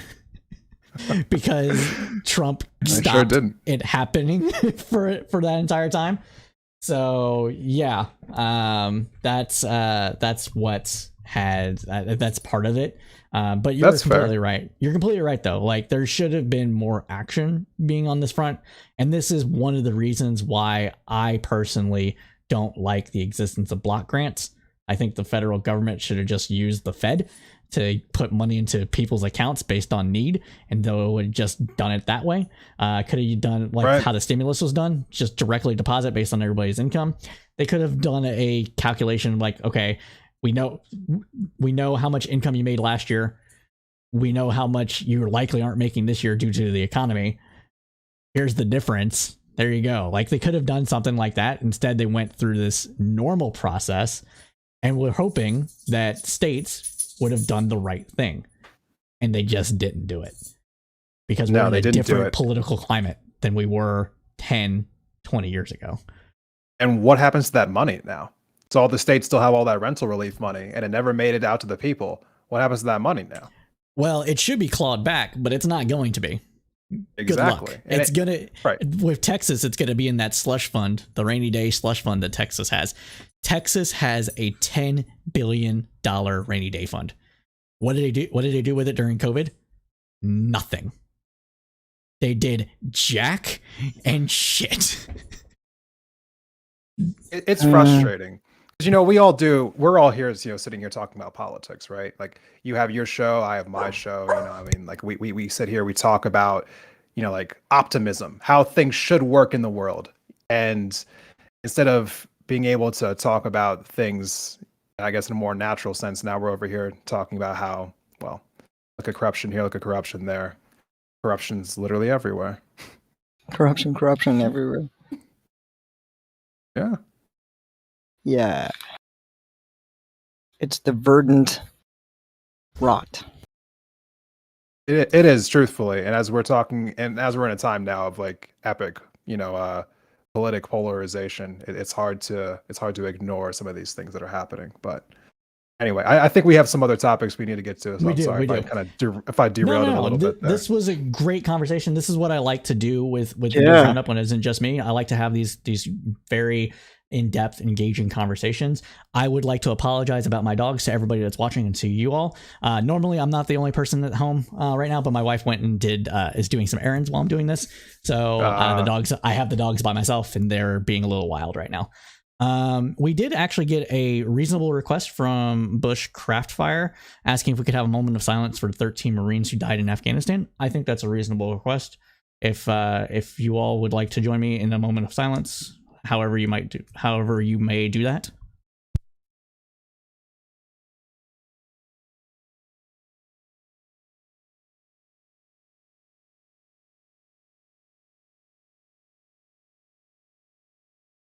All right. May they rest in peace. So we do have other things that we do need to cover. So let's get into it. I think, let's see, we have about 20 minutes left on the news program. So I think that maybe we should cover the social policy bill, which is what is happening after infrastructure bill, or the California governor recall. Which one do you think is more important? Well, truthfully, it has to be the reconciliation bill if we're talking about importance, right? Right. Which one would you prefer to talk about? California governors, it goes right into the news of the weird. It's perfect, you know. Well, we can probably, let's do a little half and half. We can maybe give a brief mention of both. Sure. All right. So let's go ahead and let's do the policy infrastructure bill, and then we'll do news of the weird, and then we'll wrap it up with the California governor's recall waste. So as everybody if you've been watching this program, I've been harping on this a lot. I think that we're going to see an additional $2 trillion coming out of the social policy bill. The social policy bill, it covers everything that couldn't get through bipartisanship with the infrastructure bill. So we're talking increases in money for K through 12 education, anything that's quote unquote social infrastructure, K through 12 education, family care leave, some climate change policies, that sort of stuff, healthcare expansions, the like. Tuition-free community college. Tuition-free community college is a very big one on there, and that's a lot. And to people that might not know, that means a lot of people would have their trade school paid for, which isn't cheap. It's not cheap either. So that's what I think they're also trying to lower the Medicare age as well. Yes, lower it from 65 to 55, I believe. It's full 10 years. So this is a lot of huge things, but as with everything else, the price tag is the sticky widget. Kirsten Sinema and Joe Manchin, as well as a couple of other Democrats here, smattering here or there, mostly in the plain states in the Midwest, are a little worried about that $3.5 trillion price tag. So there's going to be, during the reconciliation process, there's likely going to be things removed or money reduced for every program. So what are your thoughts? Universal Discord, let's start with you since we started with Desmond last time. That this thing, if they had not pulled this whole Gulf War, they would have had the money to do this, first of all, because that's how much the whole Gulf War cost. Oh, I don't know where. Over $3 trillion. Sure. It came at almost exactly that amount. So I wonder how they're going to do that with a completely, absolutely, utterly out of control budget and deficit. How are they going to do that? I don't know how they're going to do that, but I hope they do that, and I hope they get all of it. But I hope the first thing he does is just cancel those student loans. Essentially. I don't know how he's going to do it, though. It just seems like it's anything that's that positive for the people that's not going to fly. That's not going to go through. They'll fight every bit of it. I wonder, that's really throwing it to the wall to see which one sticks. Both of them are overshooting the mark to hope something sticks the landing. Yeah. I'm like, yay! That will never pass. Okay, that's how I feel. So. Well, first of all, just put things into context for maybe people who might be slightly unaware. This is the trimmed down version. So originally, Bernie Sanders came to the proceedings wanting to have a $6 trillion bill, and then after negotiations, include the $1.2 trillion in that. So 1.2 plus 3.5 is 5. I was under the impression that it was $6 trillion just for the reconciliation bill. It was everything encompassing. The $6 trillion was the infrastructure plus the policy, plus the social infrastructure. Fairly certain. Okay. So as of right now, I think it was that Joe Manchin came out just yesterday and said that he felt like something along the lines of 1.5 trillion was more acceptable to him, which, it's impossible to know if he actually feels that way or if that's just what his corporate donors are telling him what to feel right now. Same thing with Kyrsten Sinema. To my knowledge right now, my conservative Democratic senator of my state, John Tester, hasn't come out and opposed it yet, but we never really know with him. There are so many good things in this bill, so many. But the issue that I've kind of had right now is they haven't truly like spelled it out fully. They haven't really gone into detail about like what exactly like would be in the bill, like line by line. They haven't really gone through and talked about what the pay fors are just yet. They're supposed to be figuring all that out right now during the month of September, and they're supposed to be. I think the deadline for it is at the end of the month, the 27th, I believe, was when they said they were going to bring it forth for a vote. I mean, I would love to see what the final product of this bill is going to look like, but right now, it feels as though that the corporate Democrats, I guess you would say, let's just call it what it is. It's like Sinema and Manchin, people who have been bought by corporations. They're probably going to find a way to shave some money off of this bill, but hopefully it won't be too much. Hopefully this thing will still get passed, because if this thing does get passed, it could be transformative. I mean, of course, it matters how it gets paid for, but hopefully it'll be through taxing the hell out of some damn corporations who don't pay any taxes right now. I mean, it'd be a great day if Google started paying taxes, if Amazon started paying taxes, if Elon Musk started paying taxes. I mean, we always talk about like, how can we pay for these things? How about we just have people who aren't paying taxes start paying taxes? That'd be a great way to pay for things. Very true. But I have to say that just put it on the fucking credit card. Honestly, we have such low interest rates right now, they would pay for itself fivefold. We would make money off the deal in the long run because of how low interest rates are. But Universal Discourse, I want to know your opinion on this. On this whole infrastructure stimulus budget. I guess I'm taking a financial perspective to it. I understand how the budget is and where its weakest parts are, which is its taxation. So I'm gonna have to say, I think that, I mean, if this was a precursor to finally taxing the rich, which isn't gonna go through either, it's because I know that they're gonna challenge everything he does. I tend to think that, well, it's not irrelevant, but it's moot. Point is moot. I can't make some sort of realistic financial projection when I know they're going to kill it before it grows.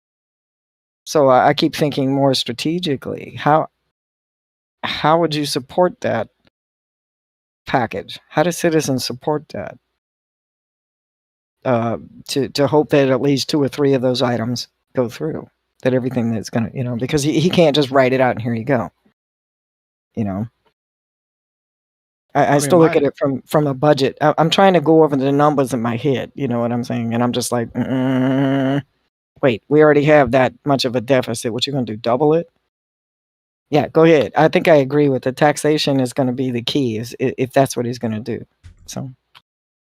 Yeah, I mean, truthfully speaking, I just hope that one way or another that this bill gets brought before for a vote. Because I want it to pass, but even if it ultimately gets killed, I think the Democratic senators who vote against it should have that on their record. And I hope that they get primaried, and I hope they get voted out.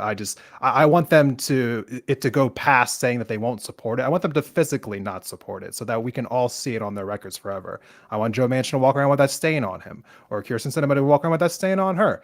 If they voted against a transformative piece of legislation that would have helped so many millions of people, they should have to own that forever. I feel like that subjectively, but like with Cypher, that takes that whole oppositional line and just really, it's a coffin nail.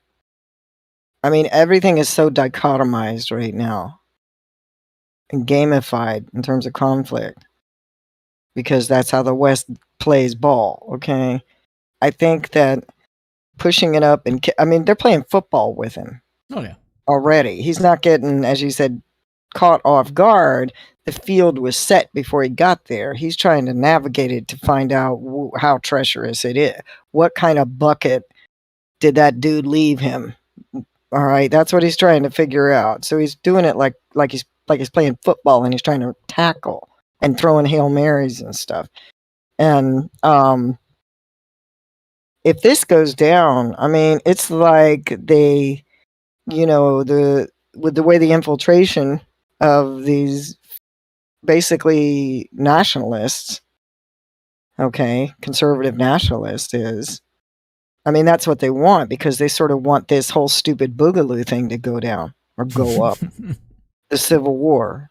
So I research and counter extremism directly, working with these people.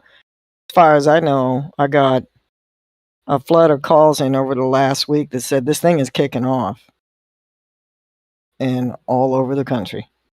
And I'm like, really?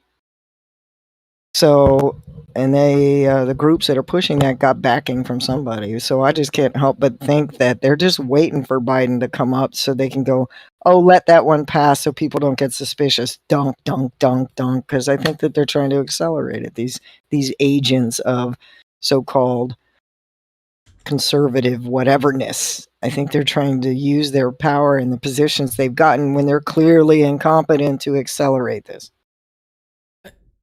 But I'm an empirical researcher, so that's not an opinion. There are now we have things to worry about. There are definitely elements of that. I don't know how strong they are, or how many people they represent. But there are elements about that. That's why January 6th happened the way it did, right? That's why you have a rise in militia movements anytime there is a Democratic president for the last 30 years. Reagan tamped down on them a bit after Carter, and then Bill Clinton was elected, and then they came roaring back. Bush got elected, they tamped down a bit. Obama got elected, they came roaring back. Now we have them coming back with Biden. After they follow Trump to the ends of the earth. So there's definitely elements of that. I personally am not terribly concerned that there will be a Electric Boogaloo 2, Civil War 2 going on. But I do understand the concern. Mm-hmm. So just to give a little bit more of my thoughts about the infrastructure and stuff like that, I said it a while ago, and I'm sticking to it, that we're going to see anywhere between $2 and $2.5 trillion come out of the budget reconciliation. You're going to see about $1 trillion to $1.5 trillion shaved off of it, and it's going to be amazing. Even with that $1 trillion to $1.5 trillion removed from the bill, it's going to be, collectively, we have $500 billion for the chip manufacturing. We have $1.2 trillion for the infrastructure bill, because it's a separate bill, and we're going to have anywhere between 2 and 2.5. You're going to almost have $5 trillion in new spending over the next 10 years. That is going to be transformative. No, I'm done. Go ahead. No, I mean, if it gets passed, I'm done. Yeah. That's it. No. If anything, even if it does get passed, it's just if ... Yeah, true. So very true. Wow, shoot. So, for those that might be joining the news program for the first time tonight, we'd like to do a little thing that we call News of the Weird. And tonight's thing that we're going to look at is a viral video of a man faking an accident. Hold on. So, to give some background about this, I need to maximize it and then share the screen, because nothing's we don't have the Stingray. Did we do the Stingray? No, we skipped that one. The Stingray one, we'll put it at the end. It is, because that's life, right? Yeah. All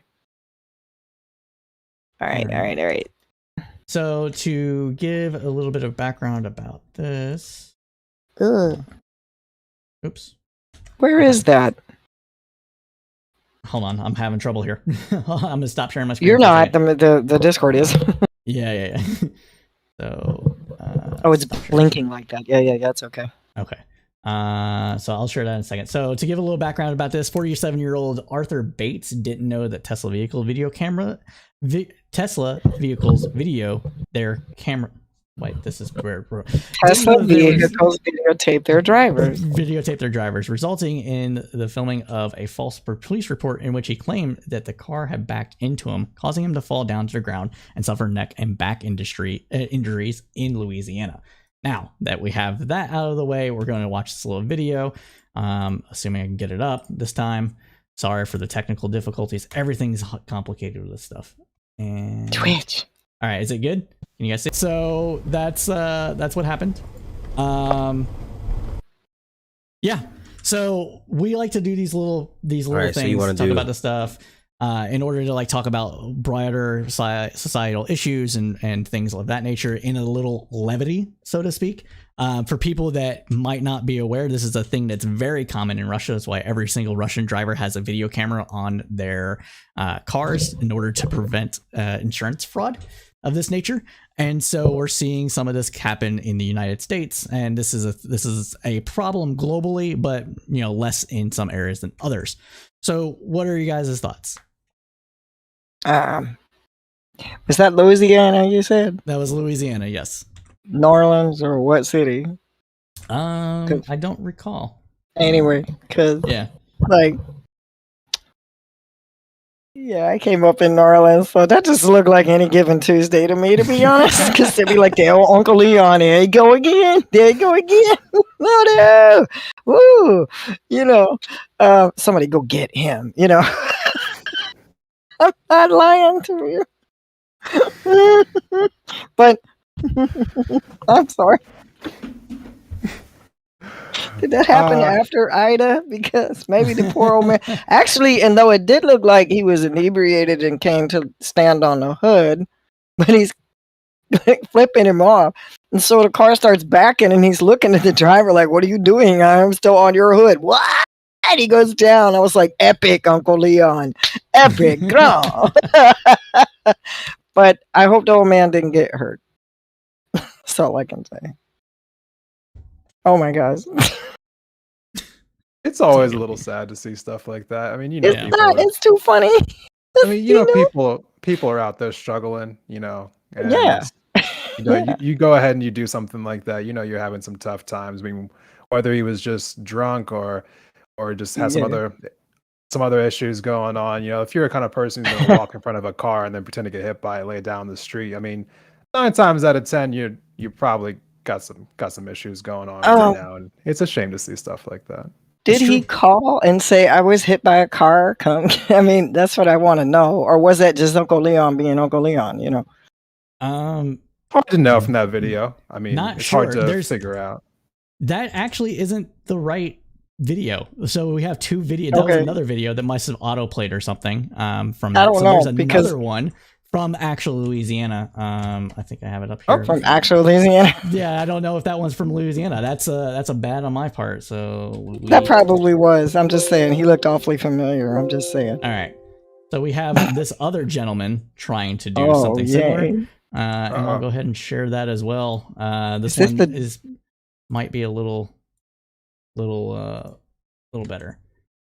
Is this the Darwin Awards? It's something. Oh no! Come on! Why did you do that to me? Why did you do that to me? It did the video open in another. Okay. I see it. Please, dog. Cool. Here we go. This is the other one. So the guy's backing up, and it hit him. Hit him. Ow. Did it hit him? No. Because I just saw him fall. Yeah. He kicks his leg down. Yeah. See, So this is just same incident, same kind of incident. Little less dramatic. No flipping off, but trying to claim that it was a hit and run. So here we go. Well, this could just be the American entrepreneurial spirit right here. Get your bag, fam.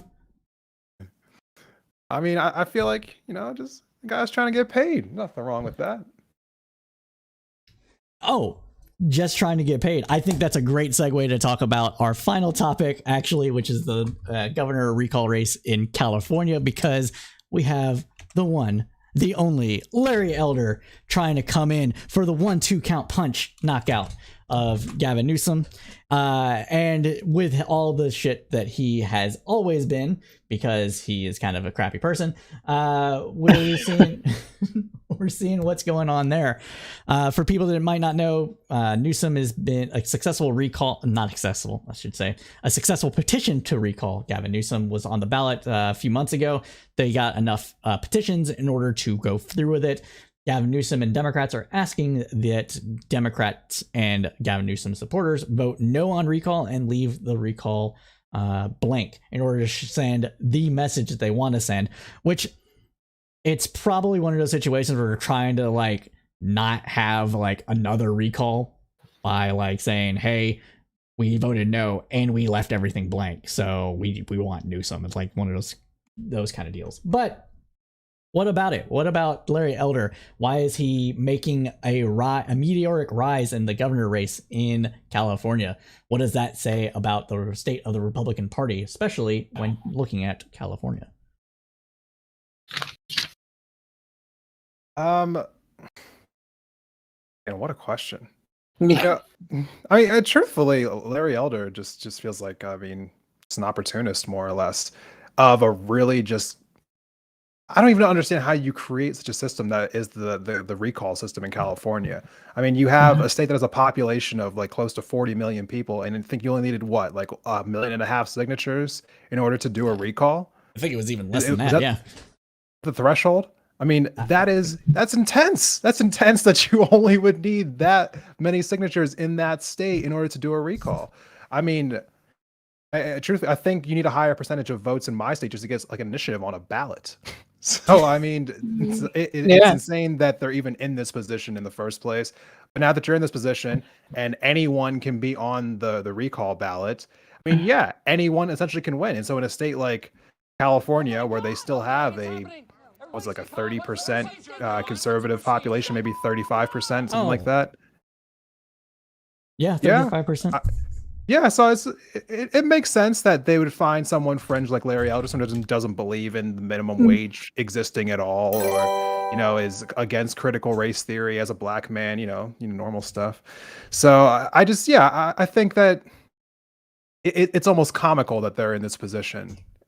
Truthfully speaking, they should really find a way to restructure their ability to be recalled in that state, because I don't think any governor should have to deal with something like that. Not at that low of a percentage. If you do have a recall system in place, yeah, for sure, it should at least be a higher percentage of people who would want to sign a petition before you'd even throw something like that into a process like this. Clear reasoning too, because it doesn't look like it's going to succeed. So it looks like Newsom. Oh yeah, Newsom's more than likely going to stay. But before we continue, Senpai Chow just rated us. Thank you so much for the raid. We really appreciate it. So for anybody that's just now joining, this is not the Friday News Roundup. That's an NPR program. This is the Thursday News Roundup from the Crowdsourced Politics podcast. We do this every Thursday at 8 p.m. Eastern Standard Time to about 10 p.m. Eastern Standard Time, and cover the news that was of the last week with the kind of analysis only the crowd can provide. That's the kind of thing that you're into, go ahead and give us a follow. We'll do a lot of other stuff. We're going to be doing some foreign policy analysis podcast called Cipher State. And we're also a not-for-profit called Crowdsourced Tribune. We are trying to build kind of a small media organization that does podcast, videocast, research, journalist kind of things, and that sort of stuff. And we're doing it as a not-for-profit in order to keep intellectual property in-house and make sure that anybody that's part of it gets to be able to keep their things and everything's cool. So that's what we're doing here over at Crowdsourced Politics, and we're greatly appreciative that you came here. And also shout out to the Chinchilla for the follow. Appreciate it. So Universal Discourse, please go ahead. Oh, and join the Discord. Oh, and join the Discord. Yes, definitely join the Discord. Thank you. Are we shilling our way out? Okay. No. Senpai, hi. No, are we about to wrap up our favorite news, or are we still mauling about Newsom? We can still mull about Newsom for a little bit since we just did a good raid. It's outrageous. It's like this guy's doing, oh, look, it's Stop the Steal, I'll do a recall. I'm like, oh, man. It's like one does it and they all do it. But oh, that's true. I think it's a copycat. You're seeing it. You're seeing the sides copy each other's tactics. just to see. It's like experimental politics or something. Yeah, Larry Elder is already saying that he's going to challenge whatever the results are, which to me just means that he knows he's going to lose. That's all that means to me, because people pay for data. I'm a data guy. I understand how this stuff goes. They pay for data. They have their own analysis that are going on, so they can. Okay, well, tell him figure it out. Tell him to go to Brazil, all right? Because Lula could use the company. Yeah, because they're yeah. Tell them they can do it in Rio. Bye, Felicia.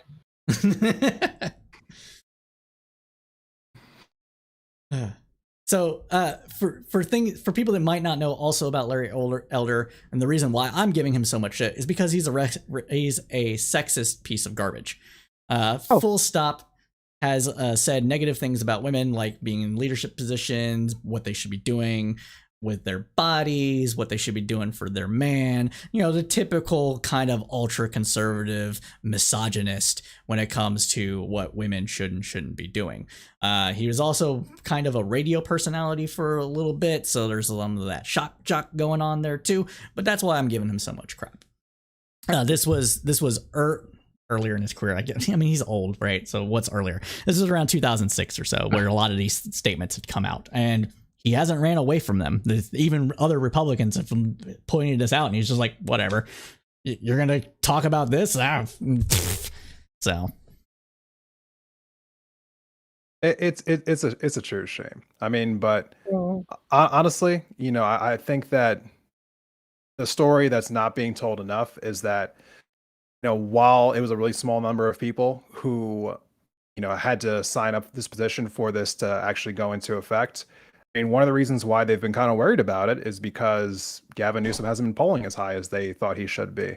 And so, in a state that's 65% blue, you should be running away with this recall election, even if you do get recalled. So the fact that you're not running away with it means that there are Democrats in your state who are a little uncertain or just unwilling to come out and support you.